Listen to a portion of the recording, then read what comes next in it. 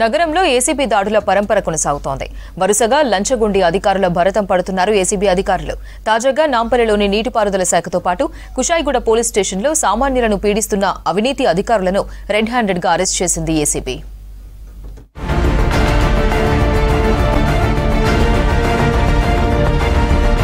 సిటీలో వరుస దాడులు చేస్తూ లంచాధికారులకు ముచ్చెమటలు పట్టిస్తున్నారు ఏసీబీ అధికారులు. నాంపల్లి రెడ్ హిల్స్ లోని నీటిపారుదల శాఖ కార్యాలయంలో అధికారులు లంచం తీసుకుంటున్నారన్న పక్కా సమాచారంతో నాంపల్లి ఇరిగేషన్ కార్యాలయంలో సోదాలు చేశారు. ఏసీబీ డీఎస్పీ శ్రీధర్ ఆధ్వర్యంలో 20 మంది బృందం ఈ సోదాల్లో పాల్గొన్నారు.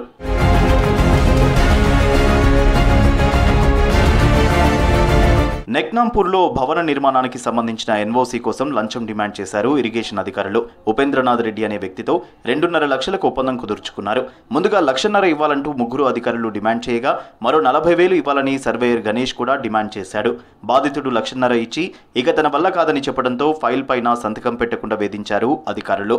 దీంతో ఏసీబీని ఆశ్రయించాడు ఉపేంద్రనాథ్ రెడ్డి. లంచం తీసుకుంటుండగా ఈఈ బన్సీలాల్, ఏఈ నికేష్, కార్తీక్లను రెడ్ హ్యాండెడ్ గా పట్టుకున్నారు. ఎగ్జిక్యూటివ్ ఇంజనీర్ బన్సీలాల్ నుంచి 65,000, నికేష్ నుంచి 35,000 నగదును స్వాధీనం చేసుకున్నారు ఏసీబీ అధికారులు.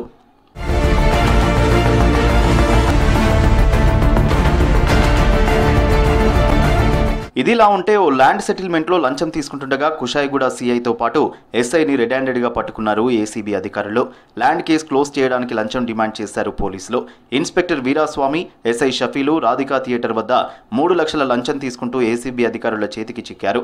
కుషాయిగూడ పిఎస్తో పాటు ఇన్స్పెక్టర్ వీరస్వామి ఇంట్లో సోదాలు చేసిన ఏసీబీ వారి నుంచి లంచం సొమ్మును తీసుకుని సీజ్ చేశారు.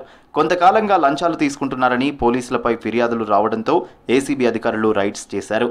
ఒక ఉపేందర్ అని చెప్పేసి ఒక వ్యక్తి ఉన్నాడు. ఆయన లోకల్గానే ఉంటాడు. ఆయన కంప్లైంట్ కూడా పరిచయం. సో అతన్ని పంపించేసి ఒక 3 లక్షల రూపాయలు ఇస్తే ఒక 2 కేసులు క్లోజ్ చేస్తామన్నట్టుగా ఫస్ట్ మధ్యవర్తి చెప్తాడు. చెప్పిన తర్వాత కాదు, నాకు నీ మీద నమ్మకం రావట్లేదు, మీ యొక్క సబ్ ఇన్స్పెక్టర్ గారు ఎవరైతే చెప్తున్నారన్నారు, మరి వారితోటే మాట్లాడించండి అంటే సబ్ ఇన్స్పెక్టర్ గారిని ఆయన పిలిపించడం జరుగుతుంది. ఇద్దరు కలిసి కూర్చొని మాట్లాడినప్పుడు సబ్ ఇన్స్పెక్టర్ గారు క్లియర్గా ఆయనకి చెప్పడం జరిగింది, ఇట్లా ఒక కేసు మాత్రమే క్లోజ్ చేస్తాను, 2 చేయలేను, ఒక కేసు క్లోజ్ చేయడానికి 3 లక్షల రూపాయలు ఇవ్వండి అని చెప్పేసి చెప్తారు. మరి మీ ఇన్స్పెక్టర్ గారు వాళ్ళు వీళ్ళు పైన ఆఫీసర్స్ అంటారు కదా అంటే అవన్నీ నేను చూసుకుంటే ఇన్స్పెక్టర్ గారు కూడా ఇందులో బాగా ఉంది, ఆయన అనుమతితోనే ఇది చేస్తున్నాను అన్నట్టుగా అతను ఇతనితో చెప్పడం జరిగింది. మొత్తానికి రాష్ట్రంలో ఏసీబీ అధికారులు వేగం పెంచారు. హోదాతో సంబంధం లేకుండా అవినీతి ప్రభుత్వ అధికారులకు చెమటలు పట్టిస్తున్నారు.